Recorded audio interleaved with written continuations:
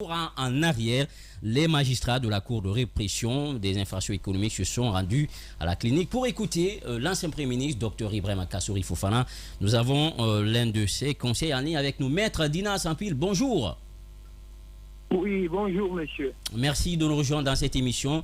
Oui, allez-y Babila pour la première question. Maître, hier, vous étiez au chevet de votre client à la clinique Pasteur dans une salle de réanimation.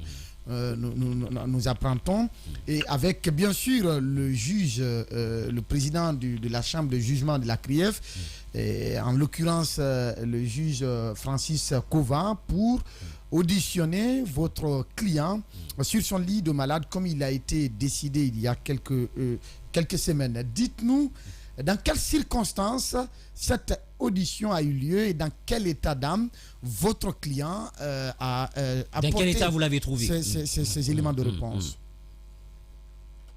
Bien, je vous remercie pour l'opportunité que vous nous donnez, vous nous offrez. Alors, c'est effectif, comme vous le dites, la Cour s'était déplacée hier pour aller à la clinique Pasteur.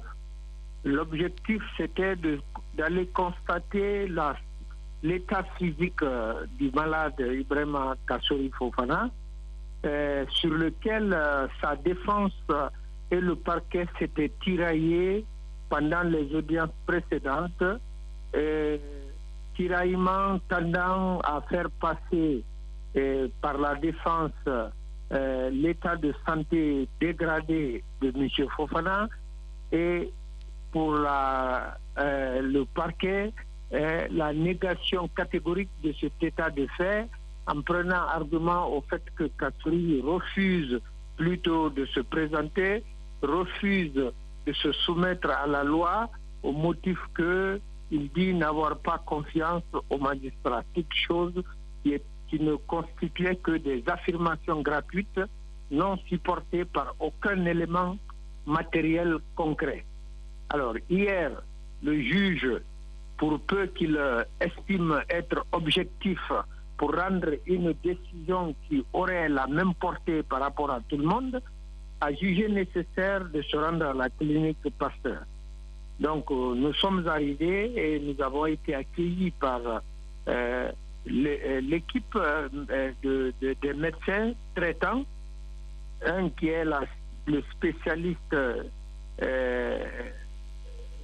la cardiologie, et l'autre, je crois, le terme m'échappe un peu, vous allez me l'excuser, c'est un peu technique.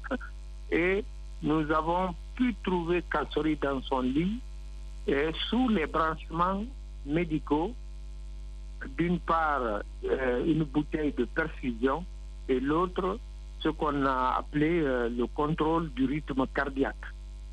C'est un petit écran sur lequel des sillons défilent et des chiffres s'affichent. Alors, d'entrée, le médecin cardiologue nous a fait comprendre qu'il faut y aller doucement parce que le bruit a un effet négatif sur son battement cardiaque.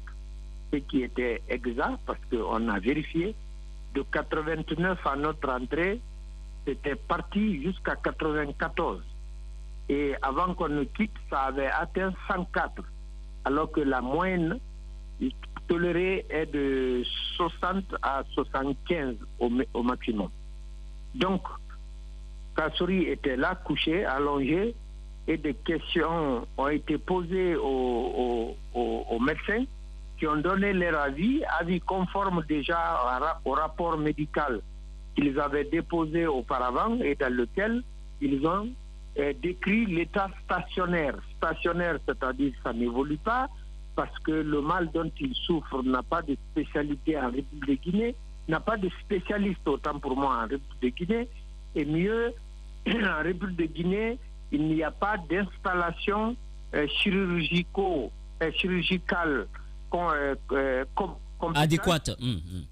Adéquate, j'allais dire, pour que l'intervention chirurgicale qui est nécessaire soit effectuée ici sur place.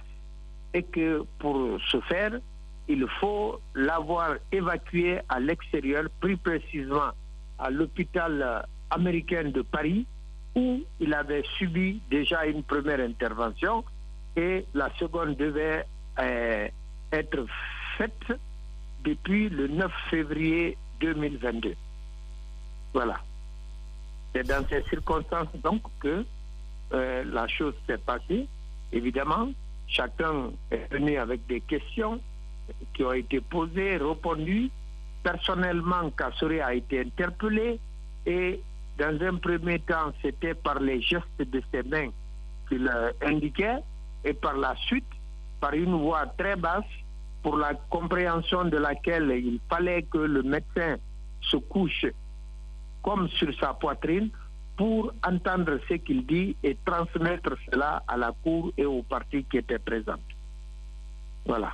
Voilà, allez-y, allez-y, Cap. Voilà. Donc, maître, comme vous le dites, la situation sanitaire de Kassory se dégrade déjà en salle de réanimation. Au regard de la visite hier de la CRIEF, est-ce qu'on peut dire que l'espoir est permis quant à l'octroi d'une autorisation lui permettant d'aller se soigner à l'extérieur? Mais au-delà de ça également, j'ai envie de vous entendre sur cette autre question, c'est de savoir, Kassory Fofana, dans des conditions difficilement, il réussit à parler. Est-ce que hier c'était normal? Est-ce que les procédures voudraient que justement la CRIEF se permette d'auditionner Kassory dans son état actuel? Et qu'est-ce qui a pu être filtré de cette audition? Très bien. Est-ce qu'il bénéficierait de l'octroi, je reprends votre terme, pour aller se faire soigner? Cela est laissé à l'appréciation souveraine de la Cour, puisque au-delà de la Cour, il n'y a personne. La justice est souveraine.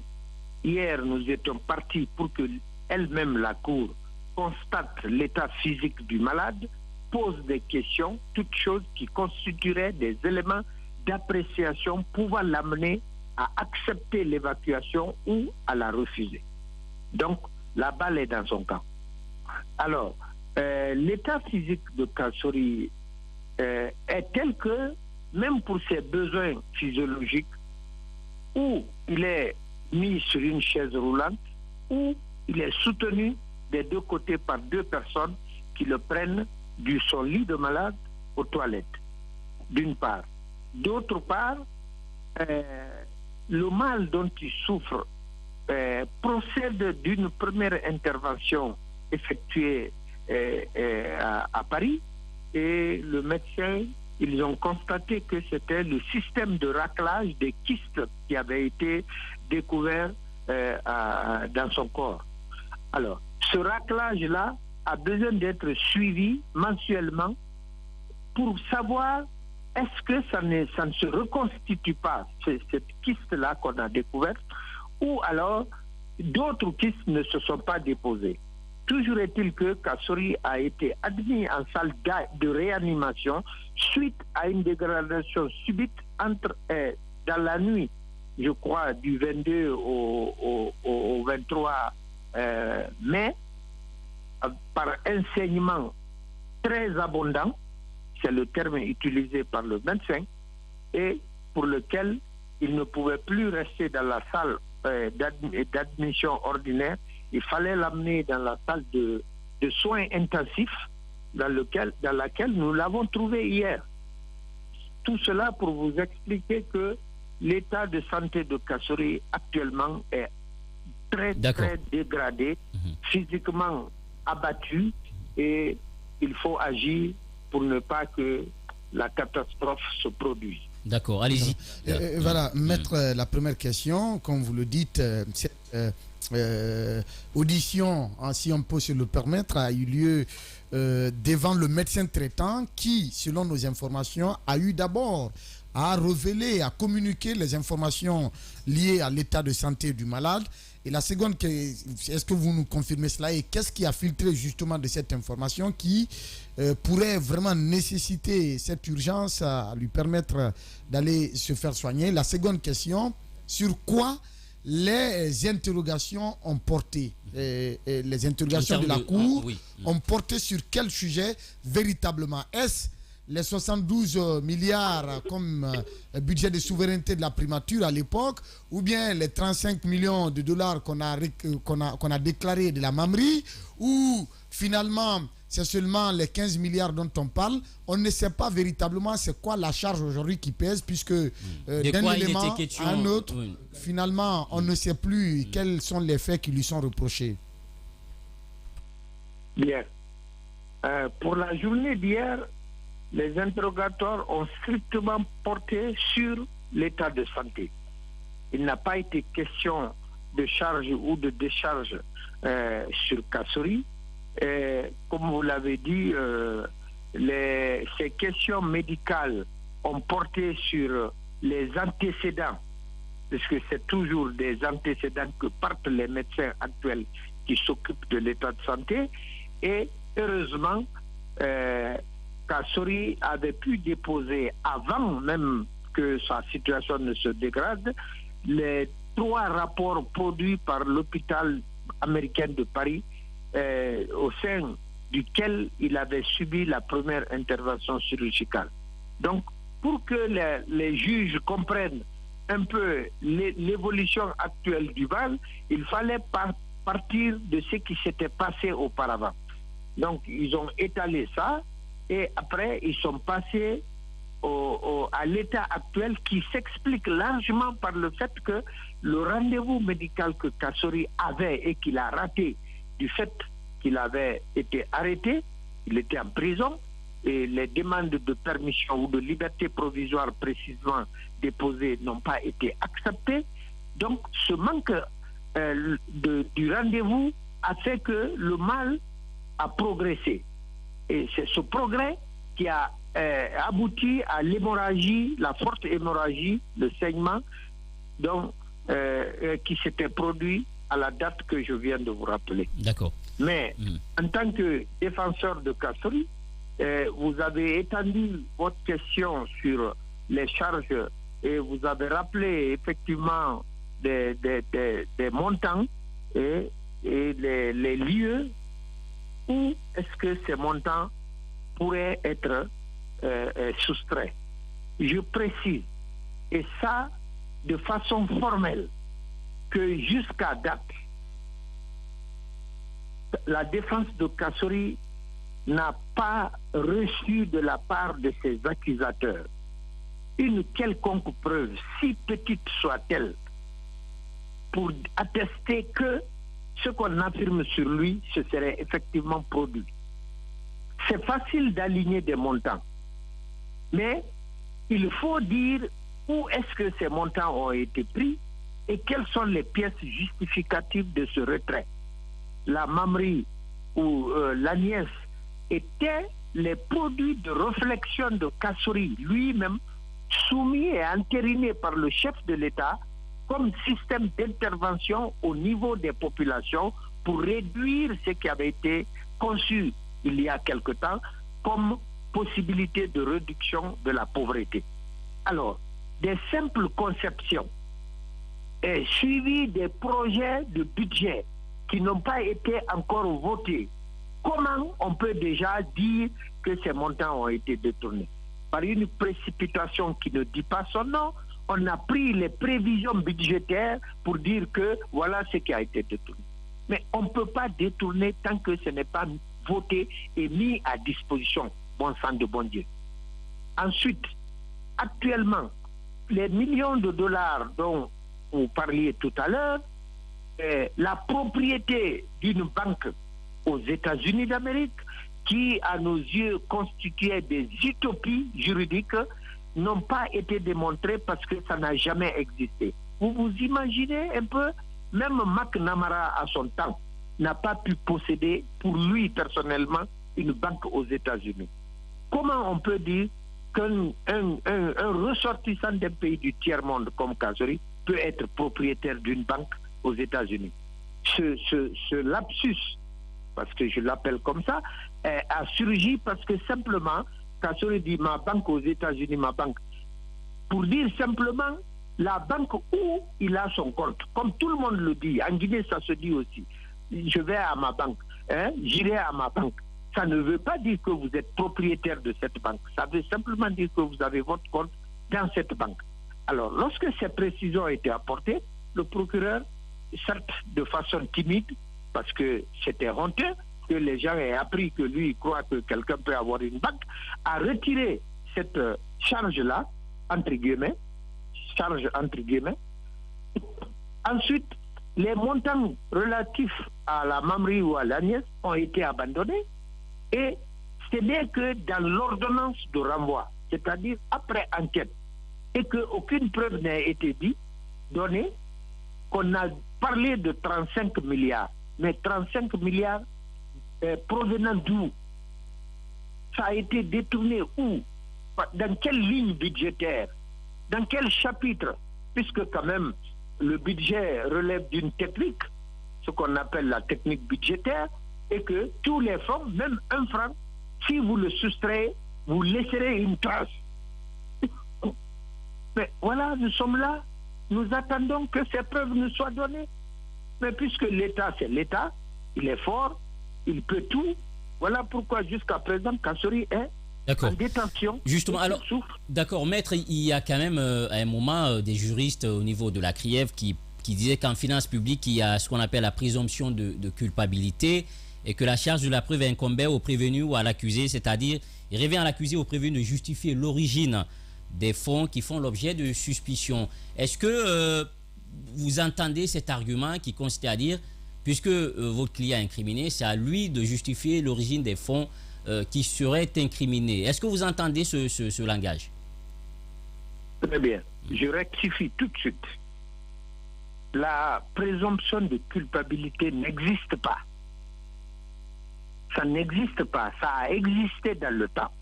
Mais la doctrine et le législateur se sont rendus compte de son facteur illégal et injuste pour la changer en la présomption d'innocence. Toute personne interpellée est innocente jusqu'à ce qu'une juridiction compétente reconnaisse sa culpabilité. Ça veut dire, en d'autres termes, que lorsqu'on vous accuse, c'est à l'accusateur de donner la preuve de l'accusation. Vous êtes tranquillement assis chez vous, on vous accuse de quelque chose. Comment vous voulez que ce soit vous qui justifiez que vous n'êtes pas responsable de cette chose? On doit vous mettre devant des évidences irréfutables pour dire que c'est vous, l'acte qu'on poursuit est de vous, c'est vous qui en êtes responsable. Dans le cas d'espèce, Kassory n'a pas à justifier son innocence, puisqu'il dit n'avoir rien fait. Il faut lui donner la preuve qu'il a fait quelque chose pour que sa responsabilité puisse être retenue. C'est cette chose-là qu'on exige au procureur, qui est son poursuivant principal, ou à la partie civile qui estime avoir subi des préjudices, pour qu'on puisse confondre Kassory enfin et que, n'est-ce pas, sa responsabilité soit retenue de ce fait-là. D'accord. Allez-y. Oui. Ce ne serait que de l'abus. D'accord. Allez-y, Caps. Oui. Voilà, alors, maître Dina Sampil, dites-nous finalement, Kassory Fofana ferait-il aussi peur que ça quand on voit que on est parti de requalification des faits à requalification des faits, comme vous le dites vous-même, au point d'arriver finalement au regard des multiples rapports médicaux qui ont été produits. On a vu le ministre de la Justice lors de sa sortie récente à son retour. Il est parti au chevet du lit pour rencontrer Kassory Fofana. Et pourquoi? Qu'est-ce qui explique que malgré tous ces faits-là, on a encore du mal à pouvoir octroyer cette autorisation de sortie? Qu'est-ce qu'on craint à la fin de compte? Qu'est-ce que le CNRD pourrait craindre, selon vous? Qu'est-ce qui puisse justifier jusqu'aujourd'hui qu'on ne puisse pas justement lui octroyer ces faits-là, malgré toutes ces situations que vous décriviez là?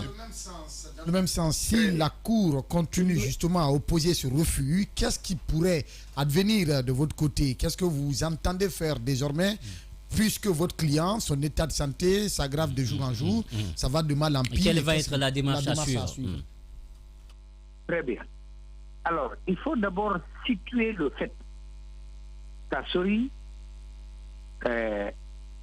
n'a le seul tort que de s'être porté à la tête du parti RPG comme candidat potentiel aux élections présidentielles. Alors, ceux qui ont cette ambition comme lui, ambition légitime du reste, le redoutant estime qu'il faut dès maintenant le neutraliser pour l'éliminer de la course électorale. C'est la seule explication qui reste après avoir examiné tous les restes. C'est un potentiel candidat, il faut le neutraliser, il faut l'éliminer au besoin. Oui, mais maître, quand même, il a aussi été Premier ministre de ce pays. Donc, il y a un devoir de réédition des comptes. Normalement, vous ne pensez pas que passer à la justice et peut-être sortir victorieux de ce procès aussi peut projeter votre parti sur l'espace politique, le favoriser? Est-ce que vous ne pensez pas le fait d'avoir été Premier ministre d'un pays, ça ne vous met pas à l'abri quand même des poursuites pour pouvoir expliquer au peuple de Guinée comment vous avez vu toutes ces richesses? Être Premier ministre n'est pas un délit en soi. Oui, mais lorsqu'on vous demande en tant que personnage qui a eu des charges publiques, quand même de justifier au nom de la reddition des comptes une fois encore, je pense que ça, c'est quelque chose quand même sous le système démocratique à encourager. Messieurs, les justifications ne sont pas forcément faites devant le juge. On n'est pas obligé de commencer par la justice. Il y a des inspections d'État, il y a des services de contrôle et d'inspection de l'État qui devraient travailler et que ce soit sur leur rapport final que finalement qu'on saisisse ou qu'on ne saisisse pas la justice. On ne commence pas par le juge, on commence par la réunion des preuves. C'est comme ça. Il ne faut pas changer l'ordre des choses parce qu'il s'agit d'un Premier ministre. Un Premier ministre qui a dirigé un pays, évidemment, comme tout autre cadre de ce pays, a l'obligation de justifier sa gestion. Mais cette justification-là, ce n'est pas forcément devant le juge qu'il faut la commencer. Deuxièmement, quand bien même vous serez devant le juge, mais il faut un minimum de neutralité de ce juge, autrement dit, qu'il puisse accepter la vérification à charge et à décharge. Lorsqu'il n'y a pas de preuve, mais qu'il décide qu'il n'y a pas de preuve. Là où il n'y a pas de preuve, mais on ne peut pas inventer, on abandonne. Maintenant, s'il y a des preuves, on retient. Est-ce que vous, depuis que vous vous investissiez dans ce domaine de vérification ou de recherche journalistique, vous avez pu aboutir à un document qui établit que tel montant ou tel montant a été détourné? Non, on ne parle que d'affirmation en affirmation. Or, l'affirmation, elle est libre, chacun peut la faire. Hein? Comme on dit, l'accusation est facile, c'est la preuve qui est difficile. Nous sommes là, on attend, mais ce qu'on ne veut pas, que Kassory, quand bien même il n'y a pas de preuve, que le juge puisse décider de sa condamnation comme ça. Parce que ça aussi, c'est possible. Nous sommes en République de Guinée, on se connaît ici. D'accord. Oui, allez-y. Alors, maître, deux questions. Naturellement, l'autre question sur ce qu'ils vont faire si cette liberté provisoire n'est pas accordée. Mais moi, l'autre question que je voudrais vous poser, c'est que à la suite de cette audition, est-ce que la Cour vous a donné une date à laquelle elle se prononcerait sur le sort réservé à Dr Ibrahima Kassory? Et si toutefois... La Cour était venue elle est venue pour prendre des éléments d'appréciation. Elle ira les apprécier de façon souveraine. Si elle a d'autres des compléments à demander, elle les obtiendra. Et le renvoi avait été fait pour le 7 du mois prochain dans la salle. Nous estimons que d'ici cette date, l'appréciation, la Cour l'aurait déjà faite et qu'elle serait à mesure de donner une décision favorable ou non favorable. D'accord. Alors, si toutefois la décision ne serait pas favorable, quelle va être la démarche à suivre finalement? Est-ce que vous allez... Nous avons des voies de recours. Nous avons des voies de recours. C'est tout ce qu'on peut. Un avocat de mon État ne peut pas se lancer dans d'autres démarches qui ne soient pas des démarches légales. J'informe en passant pour dire que la Cour africaine des droits de l'homme d'Abuja avait été déjà saisie par la défense de Kassory. Les débats ont été tenus par téléconférence en présence des procureurs, des parties civiles et de l'accusé lui-même, Kassory. Ces avocats étaient là, on a débattu et la question est mise en délibéré. Je n'ai pas la date en tête là où je suis, mais au besoin plus tard, avec mon agenda, je pourrais vous donner la date du délibéré que cette Cour va prononcer entre-temps. D'accord. Aoulatou, pour la dernière question. Maître, est-ce que vous ne pensez pas que le fait que, par exemple, Sékou Yaya de l'UFR a été autorisé de sortir et qu'il n'est pas revenu jusqu'à présent, c'est qui empêche un peu la CRIEF également de donner une autorisation, par exemple, à votre client, qu'il y ait des craintes qu'il ne revienne pas dans le pays. Est-ce que vous comprenez aussi cette inquiétude-là? Très bien. D'abord, la comparaison n'est pas une raison, bien que l'un puisse expliquer l'autre. Ensuite, Sékou Yaya et Kassory n'ont certainement pas les mêmes ambitions, quand bien même ils sont dans la même lutte.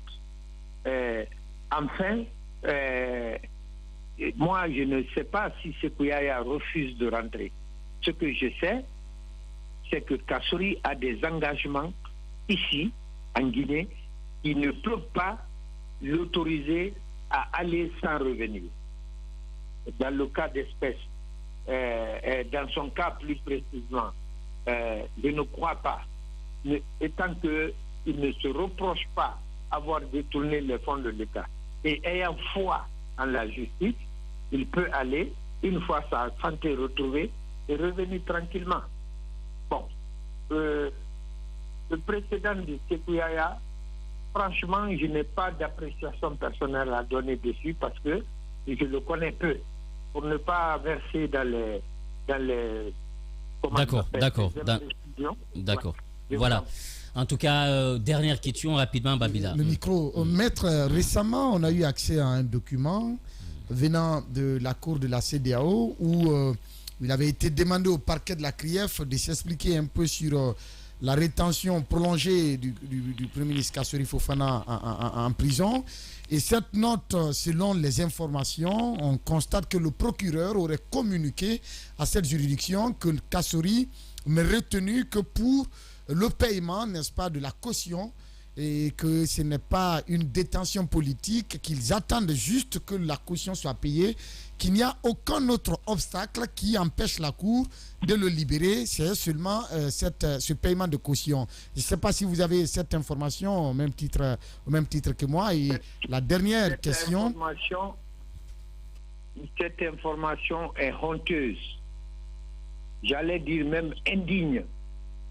Parce que ce n'est pas comme ça que ça doit se passer. Lorsque l'ordonnance de libération de Kassory a été prise, ce même procureur a été le premier à s'élever contre, en déposant une demande, n'est-ce pas, par laquelle les effets devaient être suspendus. Deuxièmement, la défense de Kassory, évidemment en accord avec lui, a écrit pour demander où est-ce qu'il faut déposer cet argent, dans quel compte.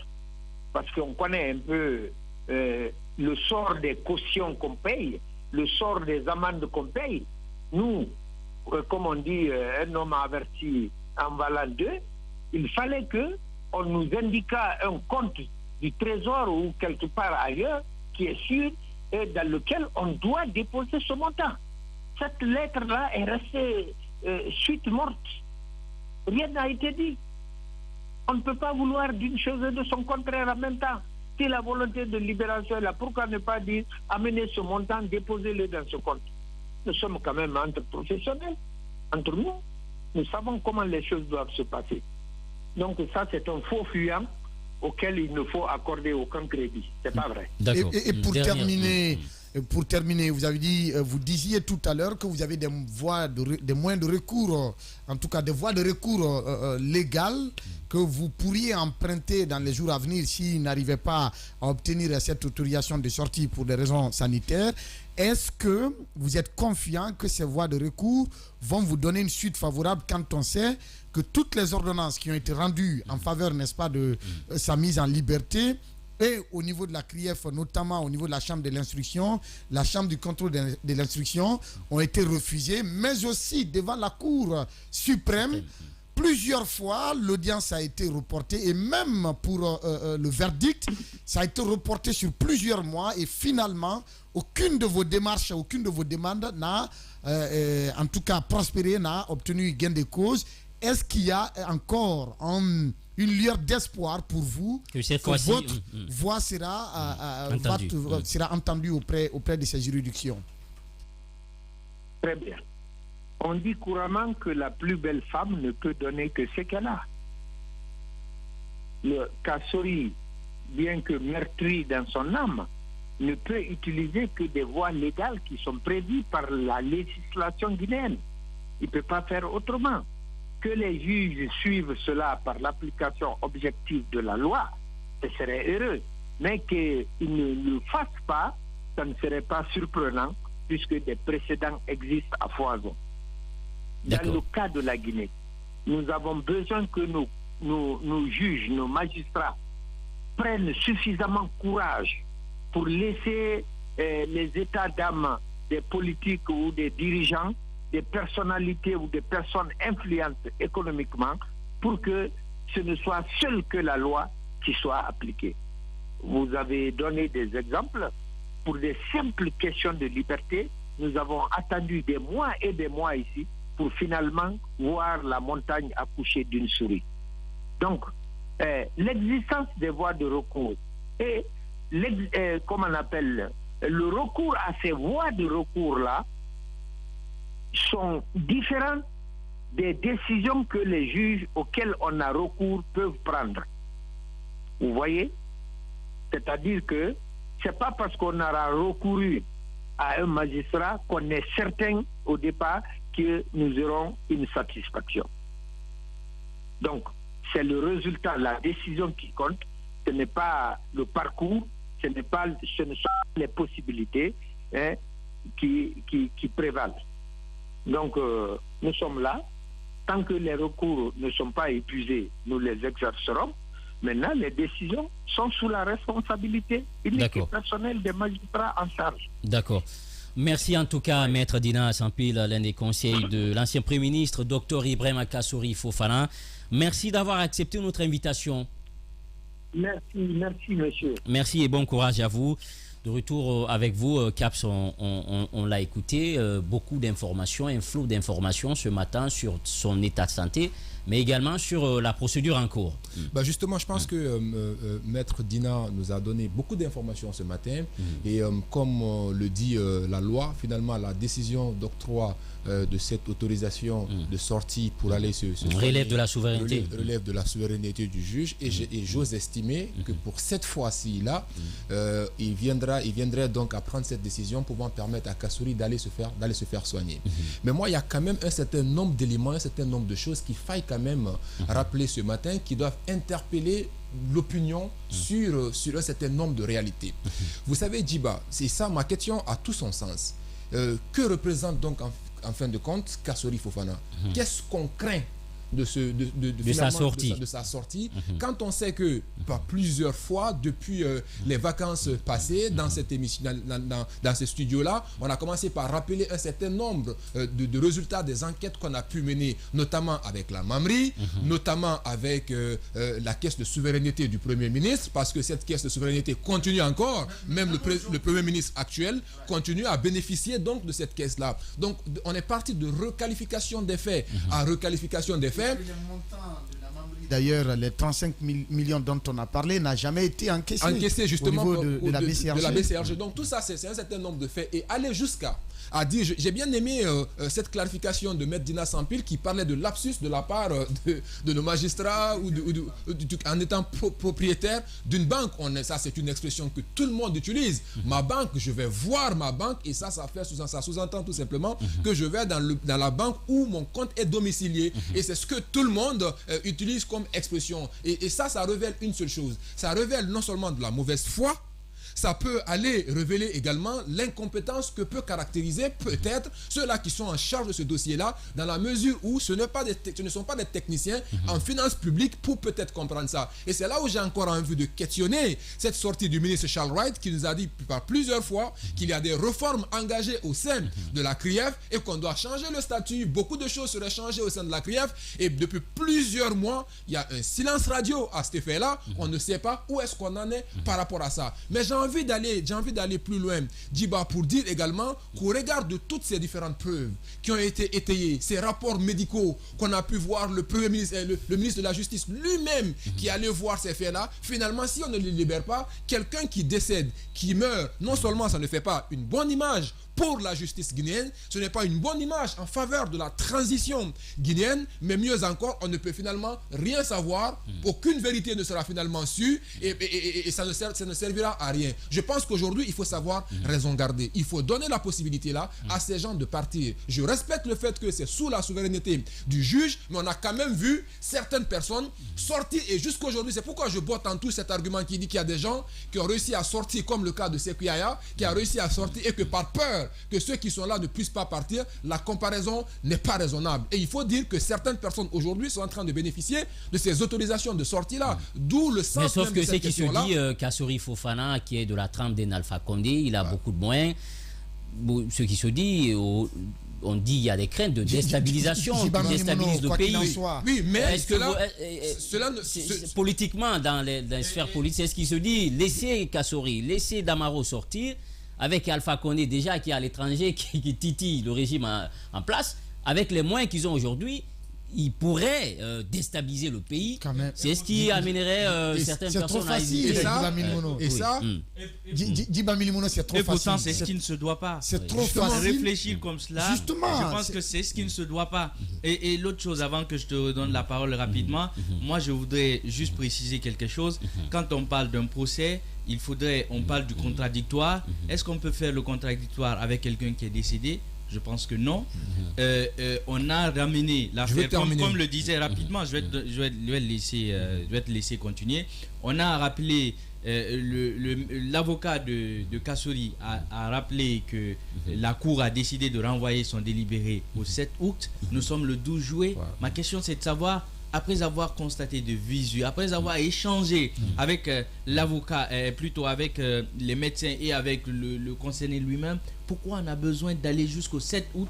En fait, j'ai envie, je ne sais pas si j'ai loupé cette partie de mes cours en droit, mais j'ai envie vraiment de m'interroger sur quels éléments on se fonde parfois pour envoyer les différents procès. Parce que c'est tellement, l'état de santé est tellement urgent que je pense qu'on aurait statué le plus tôt que possible. Je termine, Djiba. Vous savez, moi, il y a quand même une chose qu'il faut relever. Honnêtement, j'entends bien le procureur spécial de la CRIEF, Ali Touré, une sortie pour justifier un certain nombre de choses. Je ne peux pas comprendre qu'on puisse bloquer la sortie ou l'autorisation de la liberté conditionnelle du docteur Kassory Fofana parce que tout simplement la caution n'est pas payée et que sa défense attend uniquement qu'on leur communique le compte sur lequel il faut déposer ce montant, justement ce montant lié à la caution qu'il faille déposer. Je pense que cela, si c'est vrai, ça dénote une mauvaise volonté et un manque de foi de la part de l'autorité de la transition. Et encore une fois, ce qui se passe, si les choses se passent telles quelles, si on n'a pas cette autorisation-là, on n'a pas la CRIEF aussi qui entend prendre la parole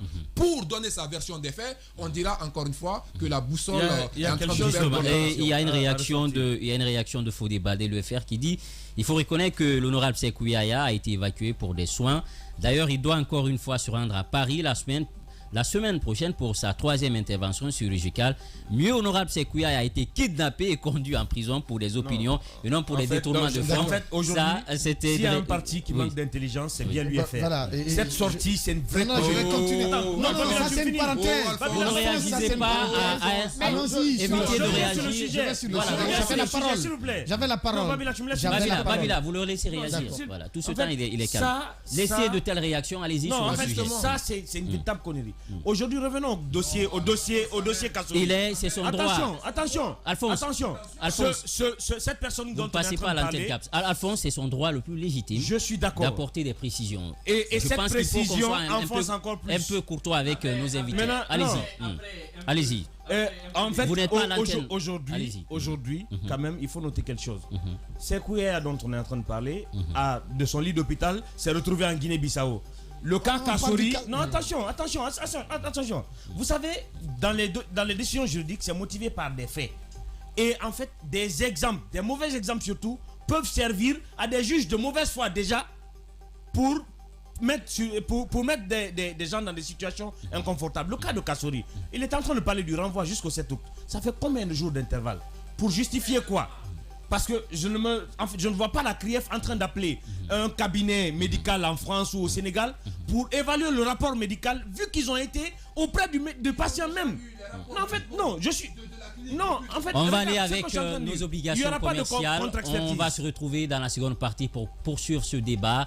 Il y aura également ce dossier d'enquête avec Félix qui a promené sa bosse pour comprendre effectivement dans le secteur de l'éducation du côté de Koya qu'est-ce qui s'est véritablement passé. À tout de suite. Merci de nous rejoindre dans la troisième et dernière partie de votre émission, le Before DGG, avec toute l'équipe au grand complet. Eh bien, on revient avec vous sur ce plateau. Peut-être un mot rapidement, Babila. On a écouté Maître Dina. Un commentaire. Oui, en fait, je pense qu'il faut faire très attention. La justice, avant de bondir sur ces interventions, j'aimerais revenir sur un pan de l'intervention de Gawan qui disait quand un ministre vous appelle, quand un haut placé vous appelle ou un directeur vous appelle, alors que vous êtes dans vos prérogatives, vous ne devez pas céder. Vous ne devez pas céder, ce qui donne raison aujourd'hui à certains, quand des magistrats sont montés au créneau ici pour dire qu'ils recevaient des injonctions sous Alpha Condé pour faire ci, pour faire ça. Et même le ministre Charles, il n'a pas manqué de le dire, qu'Alpha Condé lui a combattu, Alpha Condé lui a menacé, c'est monté, c'est descendu, alors que d'aucuns nous apprennent qu'il n'y a jamais eu de communication entre les deux au téléphone. Ouais. Et donc, ce qui est en train de se passer au niveau de la CRIEF, je pense qu'il faut faire très attention, Guiba Milimono. Il y a eu des personnes récemment, bien que la comparaison n'est pas vraiment raisonnable, comme on aime à le dire, il y a certains qui ont bénéficié récemment d'une autorisation de sortie, d'accord, et qui ne présentaient pas d'urgence en la matière. Et au-delà, combien des prévenus, combien parmi les prévenus de la CRIEF ont en tout cas ont déboursé de l'argent, parce que je l'affirme, je ne mets pas ça au conditionnel, ils savent de quoi je parle. Il y a des gens qui ont été poursuivis par devant la CRIEF, eh bien, on leur a permis de sortir du territoire national pour avoir justement déboursé un certain montant. Babila, oui, Babila, c'est trop facile d'accuser. C'est trop facile d'accuser. Je l'affirme, je ne suis pas dans une accusation. Ouais. Je l'affirme et je sais que le parquet ne me dira pas le contraire. Le parquet spécial ne me dira pas le contraire par rapport à ce que j'avance. Il y a des gens, d'ailleurs, on a eu à échanger avec le parquet sur le cas de certains prévenus, de certaines personnes contre lesquelles il y avait des interdictions de sortie, mais ces personnes sont hors du pays aujourd'hui. On le sait. Comment ces personnes ont fait pour se retrouver dehors? Alors qu'elles ont été déjà signalées au niveau des frontières terrestres et aériennes. D'accord. Mais ces personnes se sont pour vous aujourd'hui, il faudrait laisser le président Kassori... Encore une fois, il faut le dire, on ne jugera que celui qui est vivant.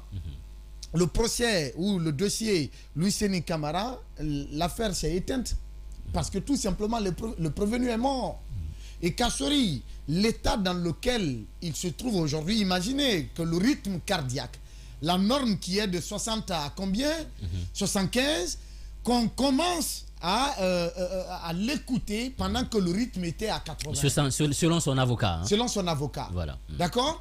Le rythme était à 80 et les magistrats n'ont pas dit aussi le contraire, ceux qui étaient présents. Et au moment où il se quittait, qu'il était à 104.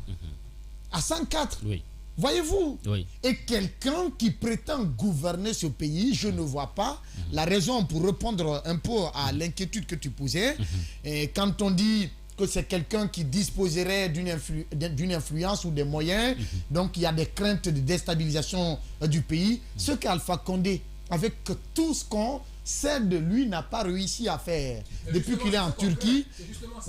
Oui, depuis qu'il est en Turquie. Ce qu'on craint, par exemple, sa sortie et qu'il puisse mutualiser ses forces avec le président Alpha Condé, ne puisse faire mal. Est-ce que le climat, d'ailleurs, entre les deux personnes est au beau fixe aujourd'hui? Il faut s'interroger là-dessus. Quand on sait la volonté d'Alpha Condé, si c'était le cas, Caps, crois-moi, si c'était le cas, Alpha Condé ne serait pas dans la démarche aujourd'hui auprès de ses militants, auprès des cadres de son parti, à ce qu'ils reviennent au pays. Vous avez vu ces réclamations récemment. L'opposition, ou en tout cas les divergences de vues au sein des forces vives, c'est parce que tout simplement, le camp d'Alpha Condé, ou Alpha Condé lui-même et ses soutiens, souhaitent son retour au pouvoir. D'accord. Pendant que d'autres cadres, au sein même du parti, non, n'est-ce pas, sont en train de plaider pour le retour à l'ordre constitutionnel. Donc il y a une divergence de vues. Aujourd'hui, le combat d'Alpha Condé serait aujourd'hui de réclamer la libération de ces cadres qui sont en détention. Donc Kassori, quelqu'un comme Kassori, qui prétend gouverner ce pays, qui a des ambitions politiques, qui a été porté récemment à la tête du RPG Arc-en-Ciel, est-ce que ce Kassori-là va se retrouver à l'extérieur et ne pas vouloir revenir au pays? Je ne crois pas que cela soit vraiment cela soit possible. En tout cas, de ce que nous savons, l'ambition qui lui a amené à porter la tête, à prendre la tête du RPG Arc-en-Ciel, je pense que cette ambition va le conduire à revenir dans ce pays, quel que soit le temps, quelle que soit la manière. Il ne voudra pas rester indéfiniment dehors quand il partira pour ses soins. Encore une fois, faisons très attention parce que là, à cette allure, les suspicions qui font croire à une démarche juridico-politique se renforcent davantage parce que tout simplement, il n'y a véritablement pas d'éléments tangibles sous la main qui empêchent aujourd'hui la Cour à laisser Kassori d'aller se faire soigner à l'extérieur. Voilà, on va marquer une pause. On se retrouve dans un court instant pour poursuivre les débats.